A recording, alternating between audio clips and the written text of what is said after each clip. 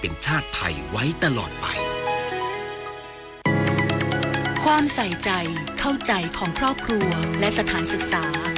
คือภูมิคุ้มกันสำคัญในการที่จะหยุดปัญหาท้องไม่พร้อมได้ร่วมป้องกันการตั้งครรภ์ในเด็กและเยาวชนด้วยการสร้างความรู้ให้เด็กได้เข้าใจและตระหนักในคุณค่าของตัวเอง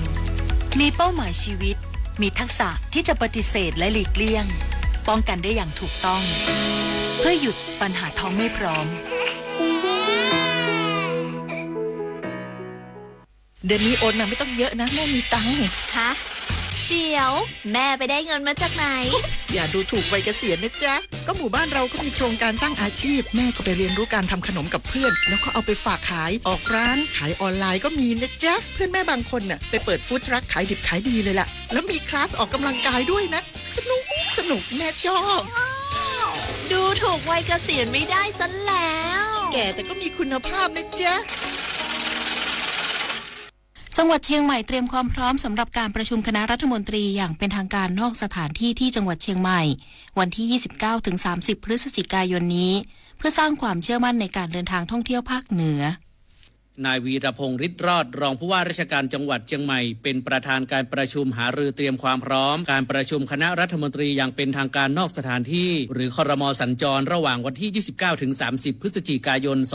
2567 ณ จังหวัดเชียงใหม่สำหรับการประชุมคณะรัฐมนตรีอย่างเป็นทางการนอกสถานที่หรือครม.สัญจรในครั้งนี้เพื่อเป็นการให้กำลังใจประชาชนในพื้นที่ประสบภัยน้ำท่วมประกอบกับเป็นช่วงไฮซีซั่นเป็นการสร้างความเชื่อมั่นให้กับประชาชนและนักท่องเที่ยวในการเดินทางมาเที่ยวภาคเหนือในจังหวัดเชียงใหม่และจังหวัดเชียงรายนอกจากนี้รัฐบาลยังได้จัดกิจกรรม Kick Off ท่องเที่ยว Thailand Winter Festival ชวนคนไทยและต่างชาติเที่ยวไทยช่วงฤดูหนาวผ่าน7กิจกรรมสุดว้าวเป็นการจัด7ประเภทกิจกรรมเพื่อดึงดูดนักท่องเที่ยวทั้งไทยและต่างประเทศตลอดช่วงฤดูหนาวอาทิงานลอยกระทงงานเค้าดาวกิจกรรมกีฬากิจกรรมวัฒนธรรมเทศกาลอาหารเทศกาลดนตรีและเทศกาลแสงสีพร้อมกันนี้ได้ประกาศแคมเปญเอวเหนือคนละครึ่งที่จะเริ่ม1 พฤศจิกายนนี้ในพื้นที่จังหวัดภาคเหนือที่ได้รับผลกระทบจากอุทกภัยล่าสุดเช่นเชียงใหม่เชียงรายและพะเยาที่ฟื้นฟูและพร้อมต้อนรับนักท่องเที่ยวอีกด้วยคมสันต์คำวงทีมข่าวสวทเชียงใหม่รายงานอุทยานแห่งชาติทองผาภูมิจังหวัดกาญจนบุรีเปิดการท่องเที่ยวกิจกรรมการเดินป่าศึกษาธรรมชาติระยะไกลเขาช้างเผือกตั้งแต่วันที่ 8 พฤศจิกายนนี้ถึงวันที่ 31 มกราคม 2568 นางสาวรัติการลักดีนักวิชาการป่าไม้ชำนาญการพิเศษรักษาราชการในตำแหน่งหัวหน้าอุทยานแห่งชาติทองผาภูมิเปิดเผยว่าด้วยอุทยานแห่งชาติทองผาภูมิมีพื้นที่แหล่งท่องเที่ยวทางธรรมชาติที่สำคัญและโดดเด่นอยู่หลายแห่งดังนั้นเพื่อเป็นการส่งเสริมการท่องเที่ยวรวมทั้งสร้างรายได้ให้กับชุมชนท้องถิ่นอุทยานแห่งชาติทองผาภูมิจึงขอประกาศเปิดการท่องเที่ยวกิจกรรมการเดินป่าศึกษาธรรมชาติเขาช้างเผือกประจำปีงบประมาณ 2568 ตั้งแต่วันที่ 8 พฤศจิกายนนี้ถึงวันที่ 31 มกราคม 2568 ผ่านระบบออนไลน์โดยนักท่องเที่ยวสามารถเลือกวันจองตามประกาศเปิดรับจองในแต่ละรอบได้ที่หน้าเพจอุทยานแห่งชาติทองผาภูมิที่ได้ที่ผอมริสวทกาญจนบุรีรายงานพาณิชย์จังหวัดตากระบุแม้เกษตรกรจะเริ่มทยอยเก็บเกี่ยวข้าวโพดเลี้ยงสัตว์และขายออกสู่ตลาดแล้วแต่ด้วยมาตรการพยุงราคาของรัฐเชื่อว่าจะไม่ทำให้ราคาตกต่ำนางสาวปริชาติพงษ์พันเทาพาณิชย์จังหวัดตากกล่าวว่าช่วงนี้ข้าวโพดเลี้ยงสัตว์จากเกษตรกรในพื้นที่ทยอยออกสู่ตลาดประมาณ40%จากผลผลิตทั้งหมดในปีนี้คาดว่าจะมีประมาณ 480,000 ตันพื้นที่ปลูกประมาณ 510,000 ไร่ราคารับซื้อในสัปดาห์นี้หากเป็นข้าวโพดแห้งที่ความชื้น14.5 อยู่ที่8 บาทถึง8 บาท 70 สตางค์ส่วนการนำเข้าข้าวโพดเลี้ยงสัตว์จากเมียนมาตามกรอบ WTO จะเป็นช่วงเดือนกุมภาพันธ์ถึงสิงหาคมของทุกปีดังนั้นจึงไม่มีผลกระทบต่อราคาข้าวโพดในประเทศช่วงนี้สำหรับมาตรการของรัฐบาลที่จะพยุงราคาข้าวโพดเลี้ยงสัตว์ไม่ให้ตกต่ำคือโครงการชดเชยดอกเบี้ยข้าวโพดเลี้ยงสัตว์ให้แก่ผู้ประกอบการโดยรับซื้อผลผลิตจากเกษตรกรแล้วเก็บไว้ไม่น้อยกว่า60วันเพื่อไม่ให้สินค้าออกสู่ตลาดมากเกินไปธกส.ให้สินเชื่อสถาบันเกษตรกรเพื่อรวบรวมผลผลิตมาเก็บไว้เพื่อช่วยพยุงราคาดิเรกปินตาแก้วสวทแม่สอดรายงานปิดท้ายที่ผลการแข่งขันฟุตบอลกราโชเซเรียอาอิตาลีเจนัวแพ้ฟิออเรนติน่า0-1โคโมแพ้ลาซิโอ1-5และ AS โรม่าชนะโตริโน่1-0จบข่าวนฤนาถแข็งขันอ่านรับฟังข่าวครั้งต่อไปเวลา 7 นาฬิกาค่ะ ข่าวที่นำเสนอไปแล้วได้ที่ www.thainews.prd.go.th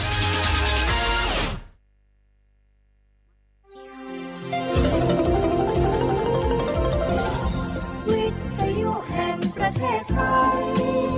ให้ความรู้คู่ความสุข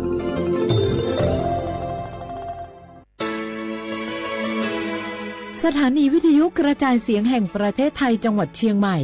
AM 1476 กิโลเฮิรตซ์สถานีวิทยุภาคภาษาชาติพันธุ์แห่งเดียวในประเทศไทยที่มีความทันสมัยเชื่อถือได้สร้างอัตลักษณ์กลุ่มชาติพันธุ์สู่สากล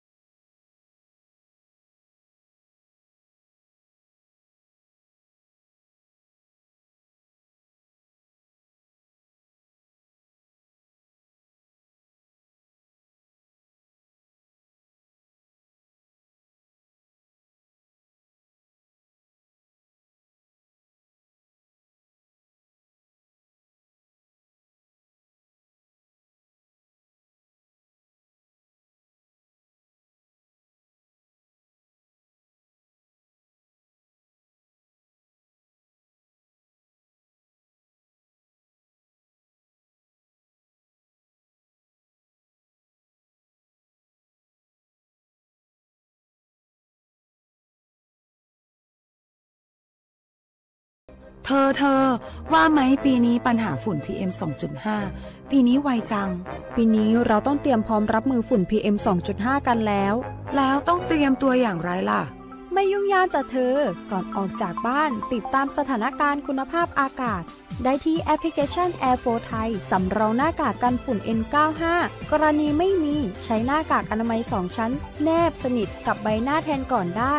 วันที่มีฝุ่น PM 2.5 เกินค่ามาตรฐานควรเลี่ยงทำกิจกรรมกลางแจ้งเปลี่ยนมาออกกำลังกายภายในอาคารแทนและที่สำคัญทำความสะอาดจุดที่สะสมฝุ่นภายในบ้านเช่นล้างแอร์พัดลมและเครื่องฟอกอากาศมีโรคประจำตัวเตรียมยาและอุปกรณ์ที่จำเป็นและสังเกตอาการตัวเองถ้าหากผิดปกติ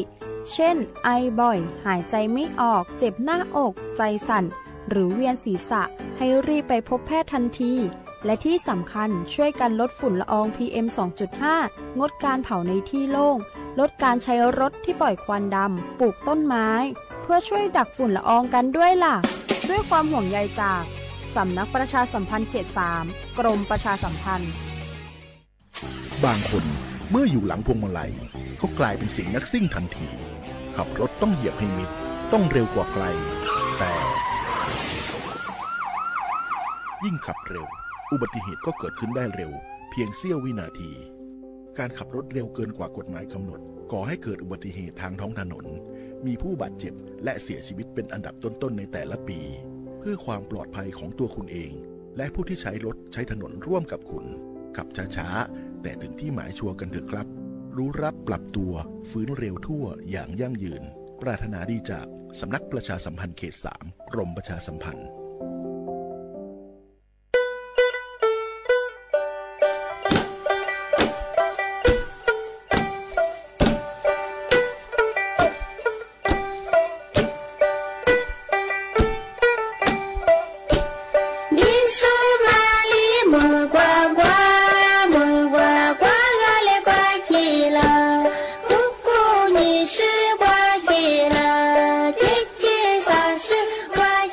啦。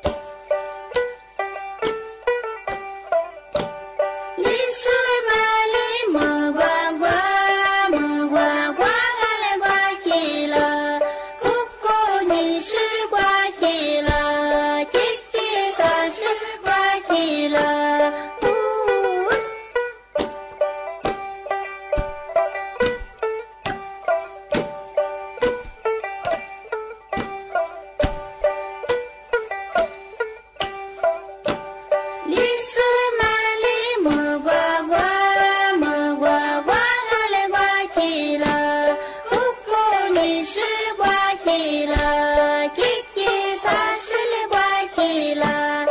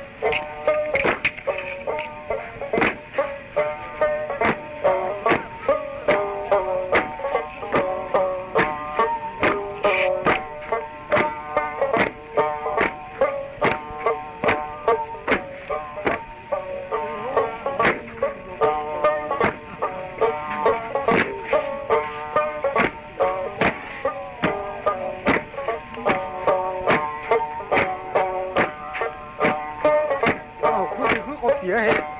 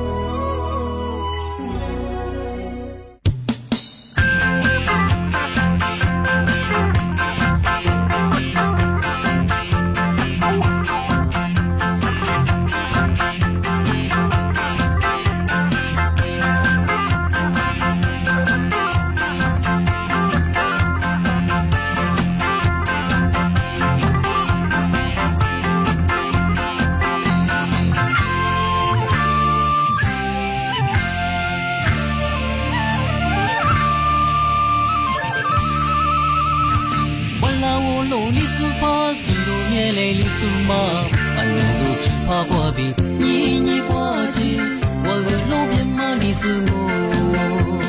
家来来是做梦啥呢？咱来没来来白个事，大气气挂起起，云不起你，不落绿你木瓜瓜你，走路路里挂起肩马，有点马路里边路。是的线路，俺们都爬过壁，你说路，白马在路塔里，罗里说路哇，带路哇嘞，都是带路你嘞，罗里比罗木带，他皮子，听你听我呼来过子，路边马里苏是去拉那马，你路往左路。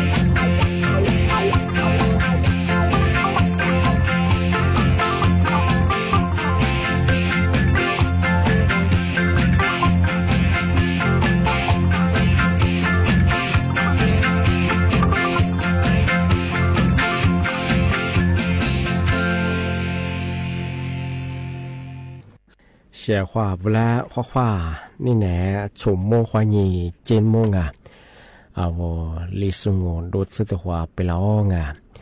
我历史我ปากกากู我ปัญญาทาจิ้มหมายงาสถานีวิทยุกระจายเสียงแห่ง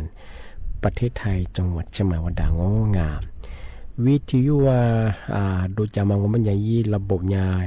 AMอีความถี่ของปัญญาที่ตัวลิยาสิทธิ์โฉเฮกว่าดูจะว่าถ้าวิทยุเลยด้วยมังงาชัวว่าถ้าไลฟ์สดคือที่ไลฟ์สดยังปีขวาว่ามาโทรศัพท์มือถือจงปัญญาว่าเฟซบุ๊กอันนี้ว่าถ้า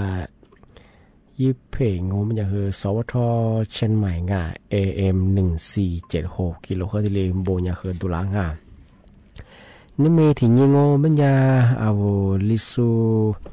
อาบางปัญญาเสหาที่ยังตุลาวงานี่มีถึงยังปัญญาคือฟูนียุโคนิโตนิเจลิโคที่ปัญญาว่าไทยอาบางปัญญาสติหายุถึงยังนี่มีอย่างคือยุถึงยังไปแล้วงาสติหาตุลางายุโคคือนิโตนิเจลิโคดุกมองานี่มีถึงยังว่าคือนางวันยี่ขวาชกงานเสนอเบอร์นาชนี่วันยี่เบอร์นานยี่ชกงานนาชนี่นยี่เบอร์วันหยุดราชการจังหวัดชกงาน ที่นี่เนี่ยคืองาเอาเช้าขวาวันว่าจะมาปีมาซึ่งจริงช่างงไม่คือไม่ถ้าคือที่มุลคือทุกคนเนี่ยปีมาทะเลปากกาโยงอันก็คือเน้นเนี่ยคือตัวปากกาแยงที่นี่คือยี่เห็นยี่เวลาว่ามาโมเคแต่พวกมันคือเมื่อสักหัวทะเลปากกาแยงเมื่อสั่งมันยาสำนักงานประกันสังคมสปสบ้าใช่ไงที่นี่ธนาคารอาคารสงเคราะห์ทอสที่นี่มาย่าจะแหลกโคนีจับทำโครงการสินเชื่อที่อยู่อาศัยโดยผู้ประกันตรงมาตราสัตสาเจมาตราสัตสโกที่นี่ลิสที่ที่ผมมาได้ฟุตบอลที่เรียกว่าบางไม่เกิน2 ล้านบาทใส่ของไม่เกิน2 ล้านไปถึงที่บางงบมันย่าวงเงินมันยังที่10,000 ล้านบาทเสียทีเลยจบไปถึงที่10,000 ล้านบาทเสียทีเลยใต้ทำงานที่บางมันยาวเธอ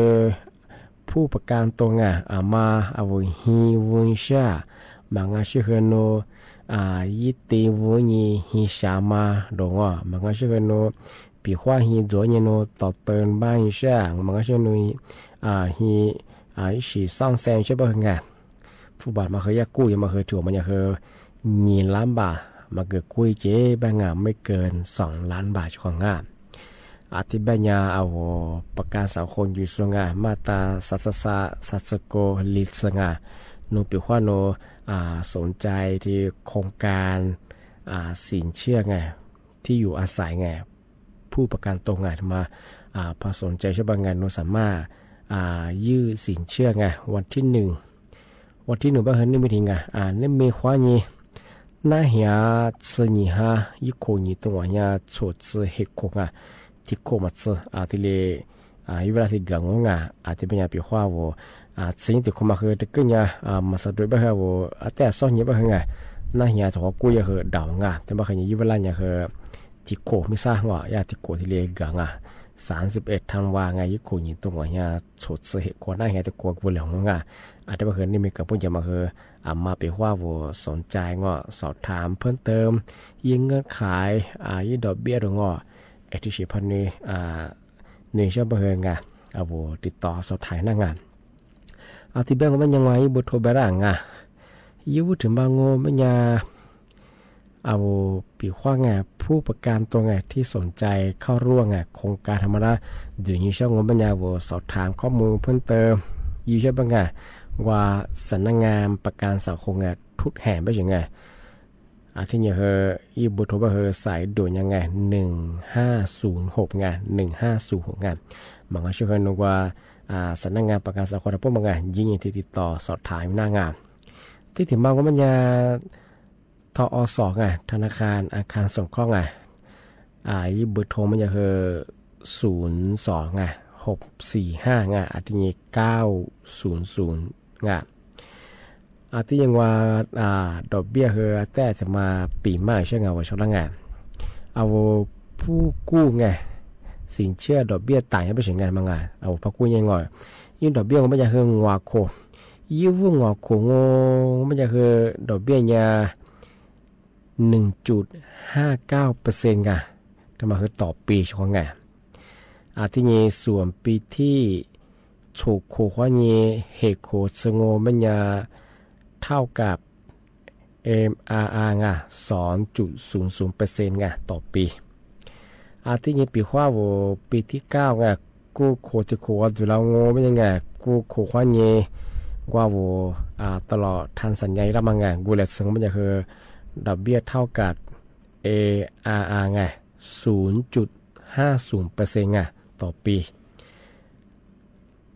ที่บ้านไม่อยากเชื่อโครงการมาคือมาปีว่าที่เพิ่มเติมนิวเช่าไปยังท่าเชลน้ำแบบที่อยู่ในงานบอกว่าสำนักงานประกันสังคมทุกสาขาทุกแห่งยิ่งติดต่อสอบถามเพื่อเติมหน้างานมาชื่อธนาคารทอสยิ่งดีเลยติดต่อสอบถามเพื่อเติมที่หน้าของงาน ทีนี้ที่ถึงมาโงบัญญาเกี่ยวแม่ปานไงเปิดบริการวันที่1 พฤศจิกาบ้างไงช่วงไงนี่มีกับผู้จะมาเฮียเปิดบริการที่เหยื่อบ้างไงในเกรียงไกรชายพิเศษบ้างไงหัวหน้าอุทยานแห่งชาติดอยอินทนนท์เปิดเผยเส้นทางธรรมชาติเกี่ยวกับปางที่นี่คือเปิดบริการว่าคือนี่มีกับผู้จะมาไงอะไรบ้างอย่างคืออามาไงกับเบิกก็สมบัติคือไงนี่มีกับผู้จะคือไงจริงกับเบิดดาวงไงนอโดยที่เราทั้งผู้จะว่าคือจะกูคือว่าจะคือแต่ก่อนจะกูโลหิมยาอะไรบ้างอย่างอามาว่าจะบ้านเราก็ชื่อมาจูซูงอชื่อมาขวาสมบัติคือโลชิตเนี่ยคืออันตรายยังไงว่าโลชิโกซูงะสิว่ายิสุสุดาคือชิจิงะมันเนี่ยว่าโลชิสัวพาชิสัวเนี่ยนอจะเป็นอย่างคือขึ้นยานตะแลงอนอเส้นทางโดยอีถนนว่าคือว่าจะคือขึ้นเดียงอจะโลขึ้นตีบ้านโนว่าจะที่สิ่งนี้โลพัตีว่าคือจะโลคือเอาที่นี่มันจะว่าคืองอโลมันก็ถอยจากแล้วมันคือจะยังไงโลไหลมันไงอะไรแบบคือกับเบียก็บ่เฮงจะกูลินจุมาหัวจุดได้จะกูลินจุมาจะกูกุลมยาบ่เฮงเอาโลจะก็ชื่อมากูมันคือชิสุระชิกุสุระชิเจชของงามันมันคือเพราะฉะนั้นคือจะอันตรายยังทีนี้เอาเชื่อเขาว่าเราถึงมาปีใหม่ซึ่งจริงช่วงมางมันคือเมื่อสลากการชาเชียงใหม่2568ไม่ใช่ไงลุงละวันใหญ่ดงฮีทีนี้โลรถยนต์ที่นี่คือรถเครื่องมอเตอร์ไซค์รถมอเตอร์ที่นี่คือชิจาโดที่นี่คือ iPhone มีอะไรจะชงมาคือรู้เราว่ายังไงที่แบบมันจะมุสายาวันจันทร์บาทมาที่ดีอยู่บ้างที่แบบยังชงปีกว่ามาสนใจซื้อสลากกัญชาที่เพียงมันก็ไม่เคยถี่เฮียบางที่เฮียบางอาจจะเป็นคำสัญญาวันจำหน่ายที่ว่าสำนักงานเหล่ากัญชาจังหวัดเชียงใหม่ว่าด้านหลังสถานการณ์การเชียงที่นี่ว่าที่ว่าการอำเภอเอามาสับเบอร์ทุกอำเภอเบอร์สู่กว่าป่ะห้องการเงินที่นี่ห้องทะเบียนจังไอ้กว่าคือยิ่งเยซูทีดีจำหน่ายทีดีเยอะบ้าง8 โมงใน8 โมงเกิดข้อยีมือเขือริมมุกเกิดสง่ามาคือทุกวันตามเวลาราชการบ้านขนาดที่ยิ่งข้อยีนวันยสง่าอาจจะแบบว่าเฉพาะมาสลักการชาใบลาวัฒมาวุ้นช่างงเป็นยังไงที่เพียงมาถึงให้บางอาจจะไปแยกประกาศผลยังบางวันไม่คือวันที่19ที่ที่5วันที่19 มกราคมพศ2568ที่ยิ่งมาเฉพาะว่าญาติจัดงานรุ่นหน่อยจัดงานรุ่นหน่อยอยู่ไว้ประกาศยังแล้ววันที่1เป็นยาบ้านพร้อมที่ดีขนาด50 ตารางวาบ่ดต่อมาคือตากงก็คือ3 ห้องที่นี่คือห้องน้ำก็คือ3 ห้องน้ำที่นี่คือ1 ห้องนั่งเล่นที่นี่รุ่นก็คือหีก้าหนาเป็นยังไงที่นี่คือเฟอร์นิเจอร์ที่นี่คือระบบสาธารณบริโภคเครื่องครัวเพียบตัวชิ้นงานมาคือเราวันที่1เราวันที่2ก็เป็นยารถยนต์โตโยต้าไฮไลท์ลีโวทำมาคือจิก้าเฉพาะเราวันที่2เราวันที่3เป็นยารถยนต์มาคือโตโยต้ายาริสแอคทีฟสปอร์ตจิก้าเราวันที่4เป็นยาชิจังทองคำแท่งนั้นนับ1 บาทเป็นจำนวน20 รางวัลแล้ววันที่5เป็นยารถจักรยานยนต์Honda Red 110จำนวน19ที่จั่วเป็นแล้ววันที่6เป็นยาโทรศัพท์ iPhone 16เป็นความจุที่128 GB จำนวน10 เครื่องจั่วเป็นแล้ววันที่7เป็นยาสร้อยทองคำน้ำหนัก2 สลึงจำนวนลีตรจำนวนลีตรรางวัลจั่วเป็นที่นี้รางวัลที่8เป็นยาเครื่องฟอกอากาศซัมซุงคืออีแอร์ชาวอีแอร์มาคือยานี่จะรางวัลจั่วเป็นที่ถึงบางเป็นยารางวัลเลขท้าย3 ตัวลำโพงบลูทูธJBL จำนวน 200เราวันที่ดินจัวบางงาชของงาเราวันอย่างก็คือเราที่1ยาฮีติเสืองอยิติยาประมาณ50ตารางวางา3ห้องนอน3ห้องน้ำอาที่นี่คือโลรถมองรถยนต์อย่างคือ Toyota Highlight Revo ที่ก้าที่นี่คือเราวันที่3ก็คือรถเก๋งรถยนต์Toyota Yaris Active มันคือสปอร์ตมันคือโลญีก้ารถมอเราวันที่1เราวันที่2เราวันที่3เราวันที่1ก็คือฮีที่ก็คือกูถึงเนี่ยคือรถเคอหรืองอชิจาหรืองอไอโฟนหรืองอันนี้ตัวที่เป็นอย่างปีขว้าชิของนี่มีกับพวกจะมาที่ว่าสลักการช่างยูทูบเพียรมาอีเราวันมาวูชก็คือมาสับก็คือทุอันเพลิงว่าฝ่ายการเงินมันก็ชื่อว่าฝ่ายรถที่ไปยิงติดต่อที่รีวิวหน้างงมันก็ชื่อเอาจิ้มมาพัฒนาวัฒนสำนักงานเหล่าการช่างจังหวัดเชียงใหม่กว่าด้านหลานสำนักการดังเอาว่ายิงติดต่อที่วูนางได้ก็คือยาประกาศผลยังไม่คือหน้าเหี่ยก็หน้าเหี่ยที่5สกุลอย่างที่ประกาศผลยังกว่างานดุนาวงแต่มาสุดยอดที่เบื้องก็ไม่ยากมาสามกว่าทุกคนดังทำมากว่านักขันยาบุปผาตัวขวาช่วยเหลือขวาช่วยงาสุดยอดงา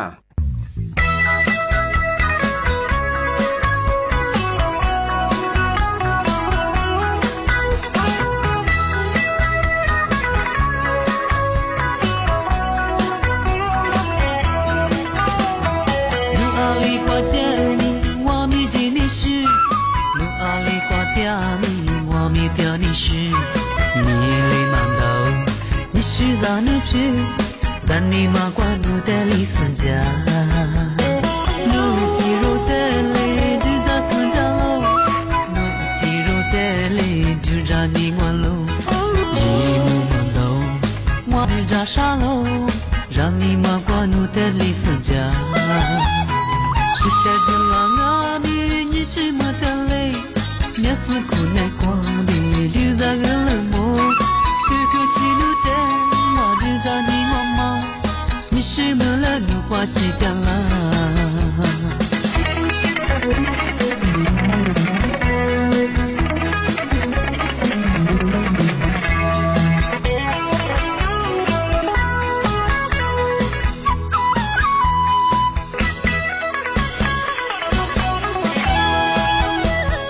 路阿里挂着你，我面前的是；路阿里挂着你。我咪掉你是你没mand到，你是在那边，让你马关路的里分家，路地路的里就在分家路，路地路的里就在你关路，一没mand到，我就在沙路，让你马关路的里分家。我的几次光明，你是么掉泪，也是苦难光。就在个冷漠，这个记录的我就在你妈妈，你是么了？你花起掉了，是在个浪啊里，你是么掉泪，也是苦难光明，就在海边摸，这个记录的我就在分家嘛，你是么了？你花起掉了。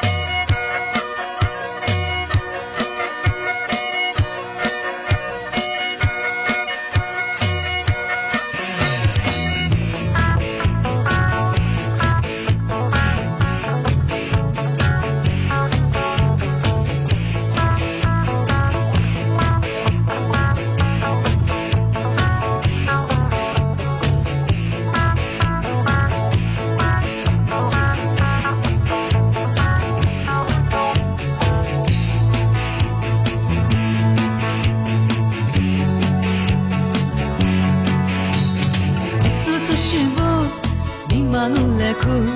미수가마 이슬레르 미수과드 로과다스 바흐피비로즈레레서 미수이니보 니마굴래고 수잔네츠 이슬레르 지버푸르베 진리과자마 미수소시로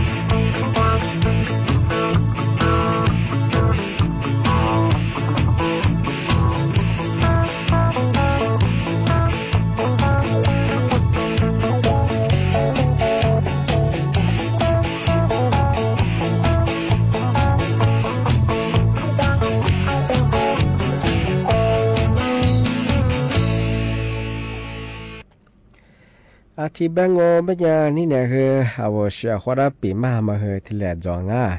อาทิบัญญาอาจารย์ที่มุลงานหนีโมขวานี3โมเอาตุจ้วงอ่ะหนีโมขวานีหนีโมเกอชของอ่ะนี่มีถึงก็คือวันที่1อ่ะวันที่1งบัญญาคือรัฐบาลยิ่งหวนด้วยสิไงอาจจะคือว่าอย่าถ่ายท่อสวยยังมาไงถ้าวิทยุที่ชูฟอสิไงว่า你莫怀疑，你莫个不伢我来干里说多些，对吧？你莫个个不就不和我呀，ถ่ายท่อหัวยมาไงยี่สัญญามาคือทาวิทยุจุฟังอ่ะได้ป่ะเคยนี่มีทีมรายงานอะไรการลิสุเนี่ยคือศาสตร์นาเทศด้วยงานมาอยู่หัววุฒิป่ะเคยน่าถูกเจจของงานที่ปัญญาท่าแสดงว่านาราปีมาช่วงงานปีขว้าวัวเธอสลักการช่างไงจังหวัดเชียงใหม่ย่าวายยีใบละวาวัวมาของไปเคยไงมาปีขว้าวัวยิ่งชอบป่ะไงนี่มีกับพวกจะมายี่ติดต่อทะเลวัวชงงานว่าเอาปีขว้าอำเภอละมาจากว่าเคยกว่าอำเภอยี่ไงยุกว่าฝ่ายการเงินมันก็ชื่อฝ่ายรถทะเบียนยี่ติดต่อสอบถ่ายหน้างานถัดที่หมายว่าคือทาสารการการชงงานวันย่าสำนักงานใหญ่เงาะสารการชาติวันจงงานก็คือวันยี่ติดต่อหีหน้างานอาจจะเป็นยังไงอาจจะสมมติว่าไงหนีมุกควายหนีมุกเกิดการตะความหมดแล้วควายชงงานนี่นะว่าชงทาวิทยุนาโซไลโซติดสุดก็คือคือโมงานชงงานควา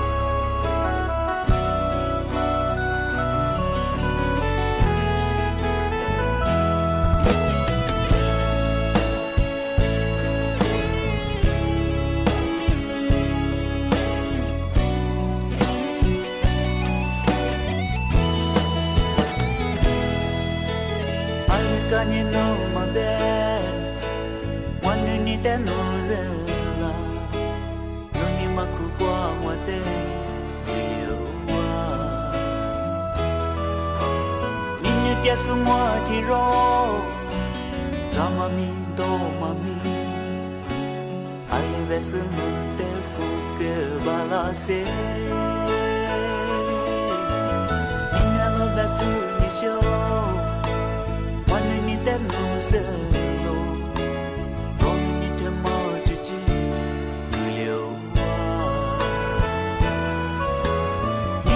su mua ti ro cho me la ti ro le ve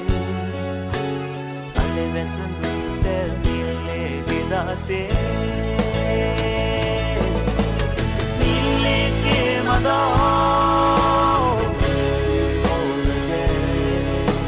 mi le ke ma da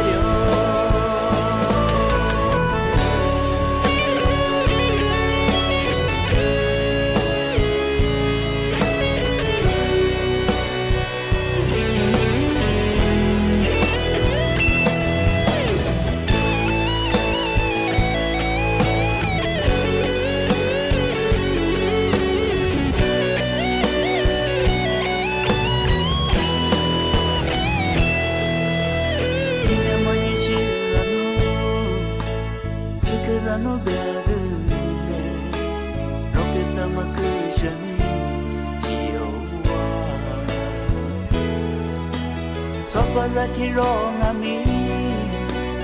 ya ni je che la lo ane me se no te mi ke da se mi le ke ma da ti ro la le mi le ke ma da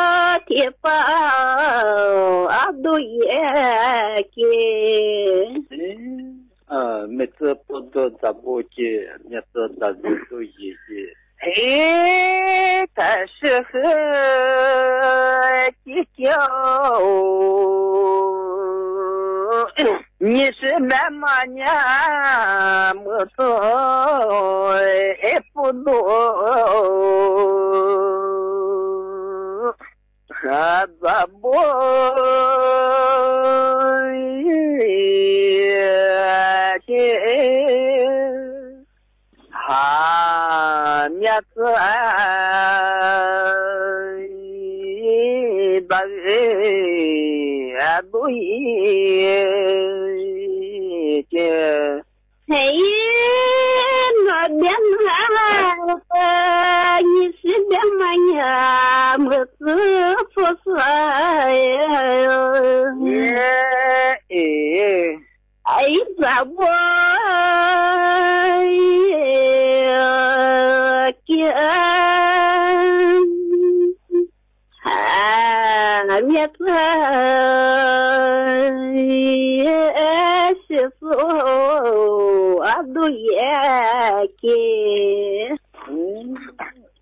Метрофото заболе, метрофаза то есть.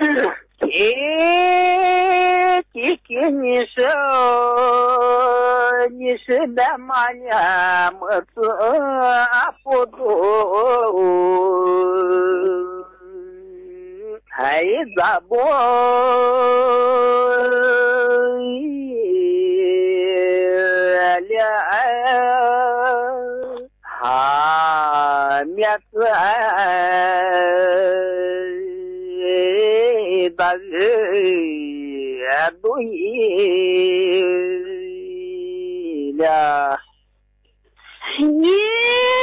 nó đem như sĩ nhà mật phát sao ấy sao bôi liang miệt sẽ số áp đôi là như số như nuông ấy hoa vô mà nhá nó phô pháo ý chế hà thà đế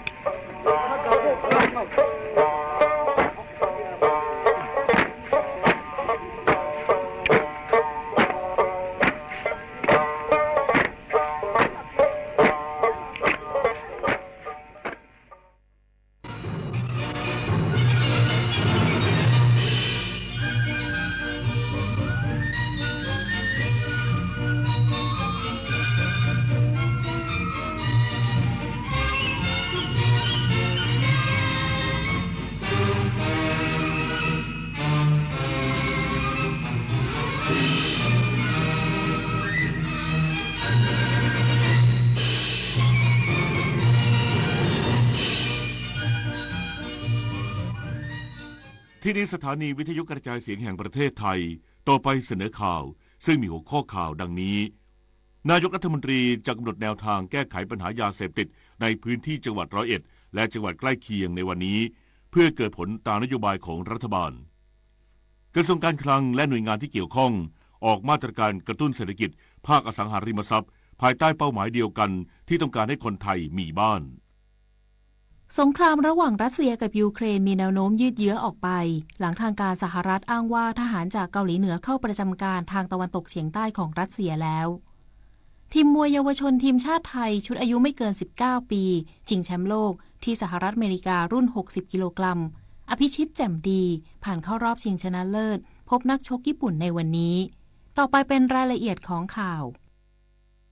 หมายกำหนดการพระราชพิธีทรงบำเพ็ญพระราชกุศลถวายผ้าพระกฐินพุทธศักราช 2567 เลขาธิการพระราชวัง รับพระบรมราชโองการเหนือเกล้าเหนือกระหม่อมสั่งว่าการพระราชพิธีทรงบำเพ็ญพระราชกุศลถวายผ้าพระกฐินปีนี้ทรงพระกรุณาโปรดเกล้าโปรดกระหม่อมดังนี้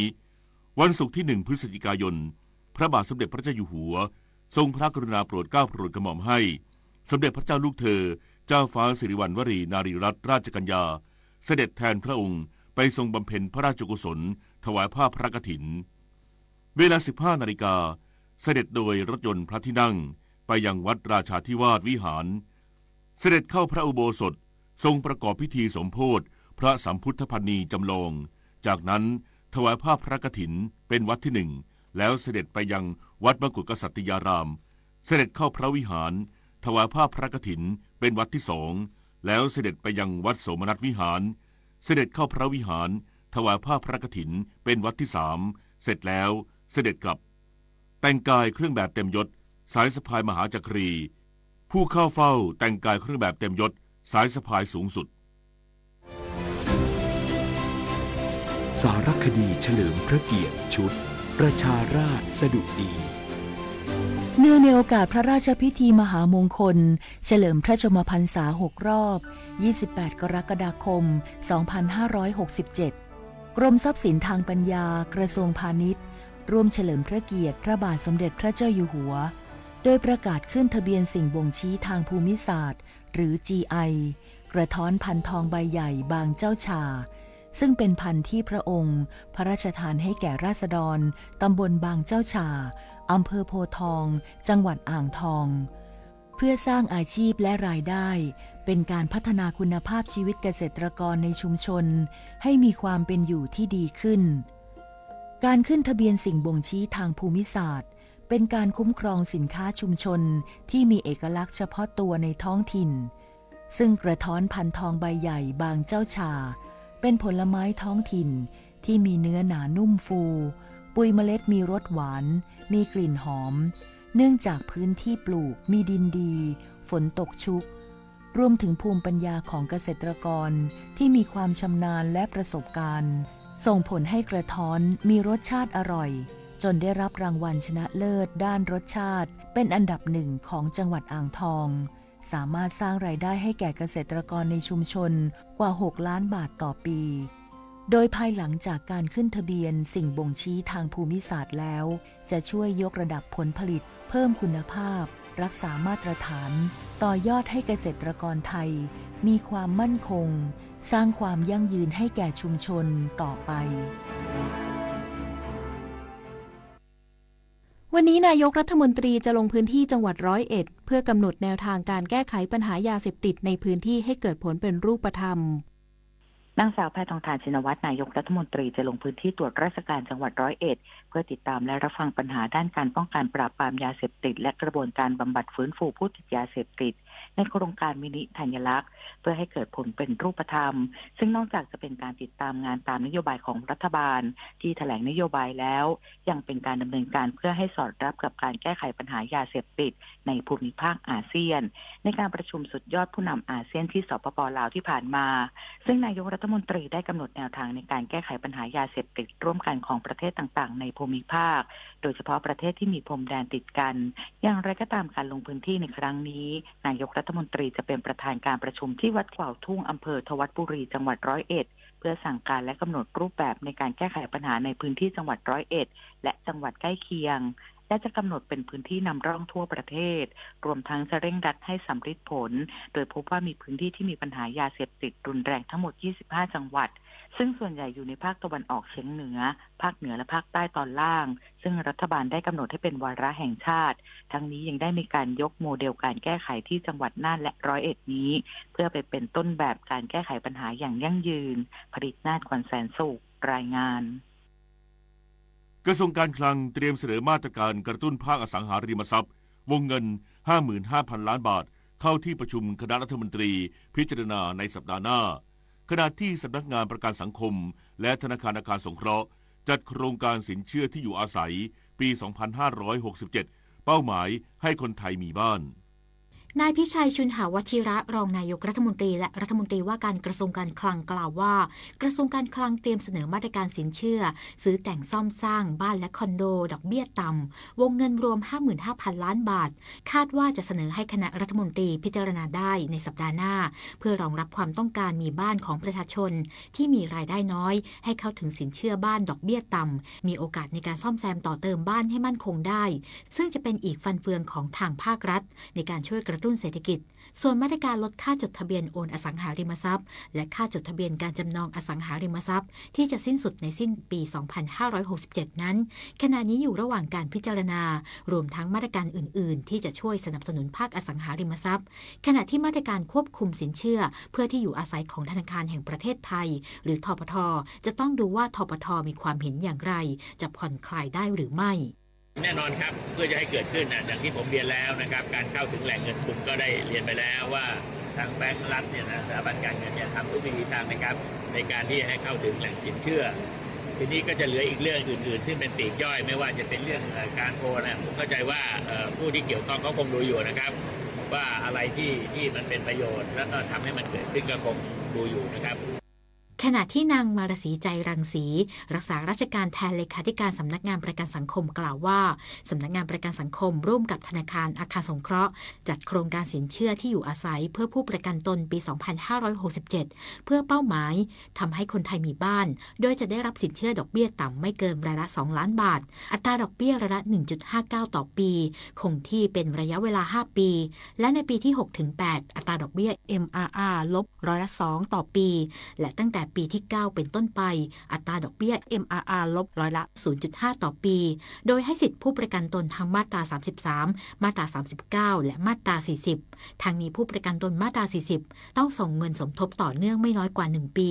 ก่อนเดือนที่ขอใช้สิทธิ์และผู้ประกันตนที่เข้าร่วมโครงการจะต้องไม่มีภาระผ่อนที่อยู่อาศัยอยู่ในปัจจุบันสนใจเข้าร่วมโครงการสินเชื่อดาวน์โหลดแอปพลิเคชัน SSO Plus เพื่อขอหนังสือรับรองสถานะความเป็นผู้ประกันตนได้ตั้งแต่วันนี้เวลา 9 นาฬิกาเป็นต้นไปสอบถามเพิ่มเติมได้ที่สายด่วน 1506 มาริชัยโยรายงานวันนี้เป็นวันแรกที่รัฐบาลจะเปิดให้นักท่องเที่ยวลงทะเบียนรับสิทธิ์โครงการแอวเหนือคนละครึ่ง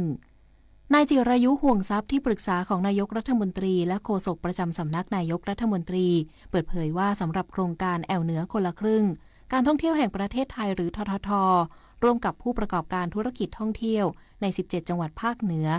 มอบสิทธิส่วนลดร้อยละ 50รวมมูลค่าไม่เกิน400บาทจำนวน 10,000 สิทธิ์ให้นักท่องเที่ยว1คนต่อ1สิทธิ์ผู้ลงทะเบียนก่อนได้รับสิทธิ์ก่อนสามารถลงทะเบียนรับสิทธิ์ณสถานประกอบการที่เข้าร่วมโครงการอาทิโรงแรมที่พักร้านอาหารสปา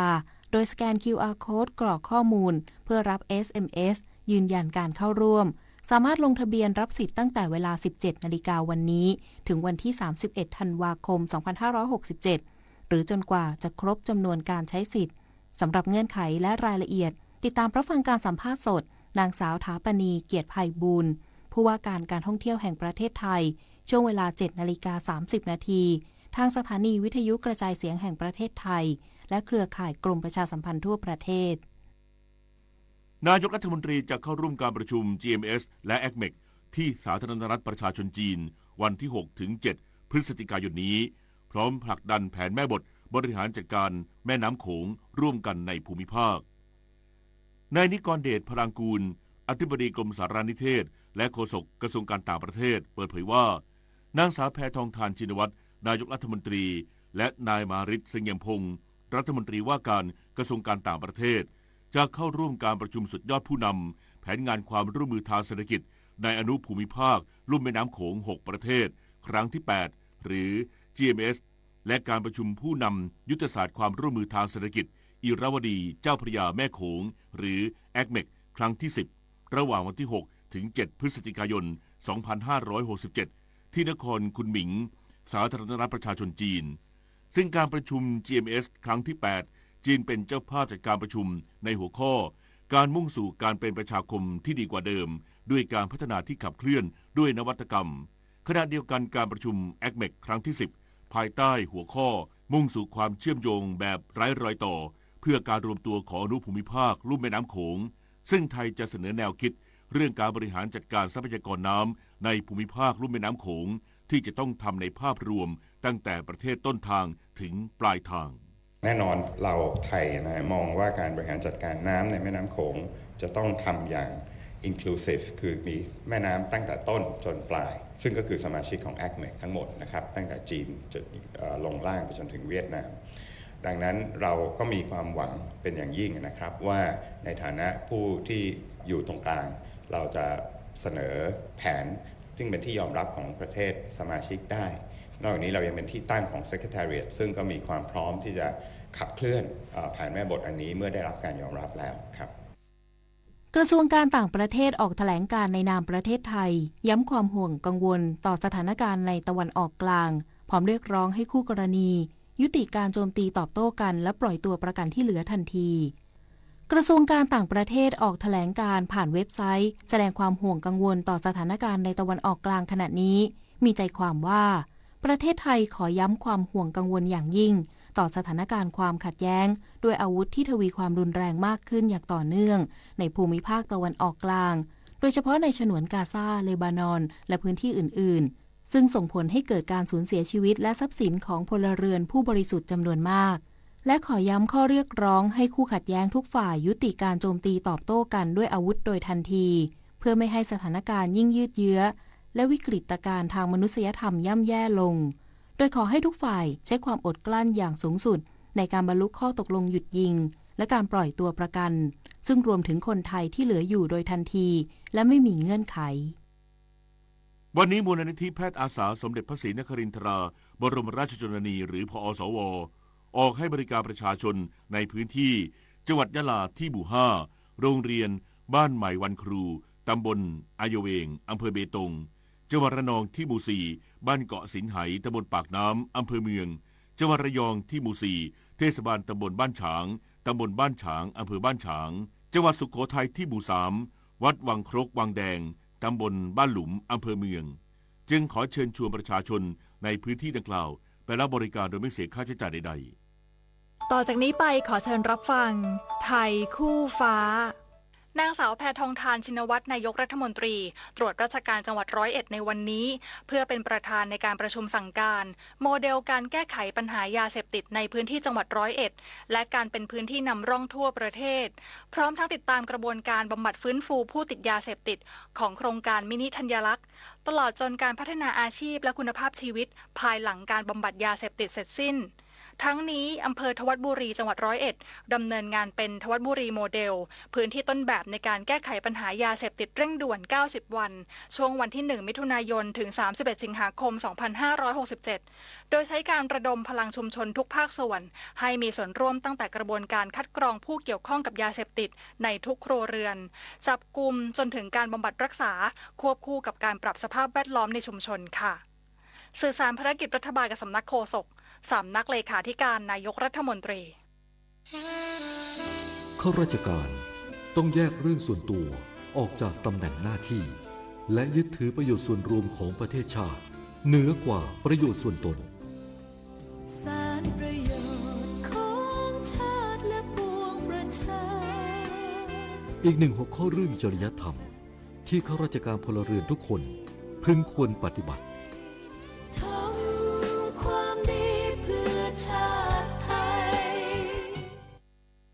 เกาะติดการทำงานของรัฐบาลในรอบสัปดาห์แจ้งทุกประเด็นชัดทุกนโยบายตอบทุกข้อสงสัยของประชาชนกับโฆษกประจำสำนักนายกรัฐมนตรีจิรายุห่วงทรัพย์ในรายการเสียงจากใจไทยคู่ฟ้าทุกวันเสาร์หลังเคารพธงชาติเวลา 8 นาฬิกาถึง 8 นาฬิกา 30 นาทีทางสถานีวิทยุกระจายเสียงแห่งประเทศไทยพร้อมเครือข่ายกรมประชาสัมพันธ์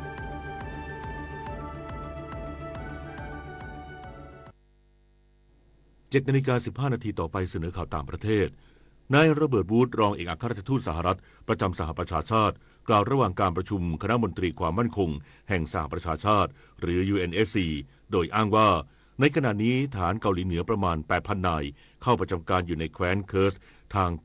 ตะวันตกเฉียงใต้ของรัสเซียแล้วพร้อมอ้างว่าจีนให้การสนับสนุนฐานอุตสาหกรรมป้องกันประเทศของรัสเซียถือเป็นจุดเปลี่ยนสำคัญที่ทำให้สงครามของรัสเซียในยูเครนยืดเยื้อออกไป อย่างไรก็ตามผู้แทนรัสเซียใน UNSC ไม่ได้ปฏิเสธต่อข้อกล่าวหาดังกล่าวด้านนายเกิงซวงรองเอกอัครราชทูตจีนประจำสหประชาชาติกล่าวว่า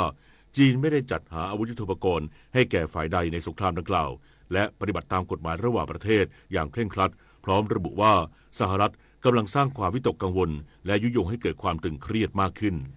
สำนักข่าวรอยเตอร์รายงานว่านายแองเจโรโฟกรีเอตาผู้พิพากษารัฐเพนซิลเวเนียซึ่งเป็นสมาชิกพรรคเดโมแครตกล่าวระหว่างการไต่สวนในคดีของนายอีลอนมัสก์มหาเศรษฐีระดับโลกจากกรณีการสุ่มแจกเงิน$1 ล้านสหรัฐให้แก่ผู้มีสิทธิ์เลือกตั้งในรัฐสมรภูมิสำคัญก่อนการเลือกตั้งประธานาธิบดีสหรัฐในวันที่5 พฤศจิกายนนี้ที่ระบุว่าศาลรัฐเพนซิลเวเนียจะระงับการฟ้องร้องคดีดังกล่าวเป็นการชั่วคราวขณะที่ศาลรัฐบาลกลางสหรัฐกำลังพิจารณาว่าจะรับพิจารณาคดีนี้หรือไม่ทั้งนี้ความเคลื่อนไหวดังกล่าวมีขึ้นหลังอัยการเขตฟิลาเดลเฟียรัฐเพนซิลเวเนียยื่นฟ้องต่อศาลของรัฐแห่งนี้ต่อโครงการกรณีโครงการสุ่มแจกเงินของกลุ่มอเมริกาแพ็คองค์กรเคลื่อนไหวทางการเมืองของนายอีลอนมัสก์ที่สนับสนุนอดีตประธานาธิบดีโดนัลด์ทรัมป์ตัวแทนพรรครีพับลิกันว่าเป็นการกระทำที่ผิดกฎหมายนายแองเจล ตอเรสรัฐมนตรีว่าการกระทรวงนโยบายอาณาเขตและประชาธิปไตยของสเปนออกแถลงการณ์ที่ระบุว่ายอดผู้เสียชีวิตจากเหตุน้ำท่วมฉับพลันในหลายพื้นที่ของแคว้นบาเลนเซียทางตะวันออกของสเปนเพิ่มขึ้นเป็นอย่างน้อย158คนและสูญหายอีกหลาย10คนหลังสเปนเผชิญฝนตกหนักที่สุดในรอบ8ปีนับตั้งแต่วันที่29ตุลาคมที่ผ่านมาขณะที่นักการเมืองฝ่ายค้านของสเปนกล่าวหาว่ารัฐบาลสเปนในกรุงมาดริดเมืองหลวงของสเปนดำเนินการแจ้งเตือนประชาชนพร้อมส่งเจ้าหน้าที่กู้ภัยไปยังพื้นที่ที่ได้รับผลกระทบล่าช้าจนเกินไปทั้งนี้นักอุตุนิยมวิทยาเน้นย้ำว่าการเปลี่ยนแปลงของสภาพอากาศกำลังก่อให้เกิดสภาพอากาศสุดขั้วบ่อยครั้งและสร้างความเสียหายที่รุนแรงมากขึ้นโดยเหตุการณ์น้ำท่วมของสเปนในครั้งนี้ยังถือเป็นอุทกภัยที่เลวร้ายที่สุดในประวัติศาสตร์ยุคใหม่กระทรวงสาธารณสุขของลาวเปิดเผยว่านับตั้งแต่ต้นปีที่ผ่านมาลาวมีผู้ป่วยโรคไข้เลือดออกสะสมเพิ่มขึ้นเป็นอย่างน้อย 18,100 คนและเสียชีวิตแล้ว11คนโดยพบผู้ป่วยโรคไข้เลือดออกมากที่สุดในนครเวียงจันทร์เมืองหลวงของลาวอยู่ที่ 5,170 คนรองลงมาเป็นแขวงเซกองทางตะวันออกเฉียงใต้ของลาวประมาณ 3,950 คนและในแขวงหลวงพระบางทางตอนเหนือของประเทศอีก 1,760 คนขณะที่กระทรวงสาธารณสุขของลาวเรียกร้องให้เจ้าหน้าที่สาธารณสุขและบุคลากรทางการแพทย์ทั่วประเทศปรับปรุงการรับมือโรคไข้เลือดออกเพื่อป้องกันไม่ให้เกิดการแพร่ระบาดร้ายแรงรวมทั้งในโรงพยาบาลทุกแห่งต้องยกระดับการให้บริการทางการแพทย์ที่มีประสิทธิภาพให้แก่ประชาชนทุกคนต่อไปรับฟังข่าวกีฬาค่ะ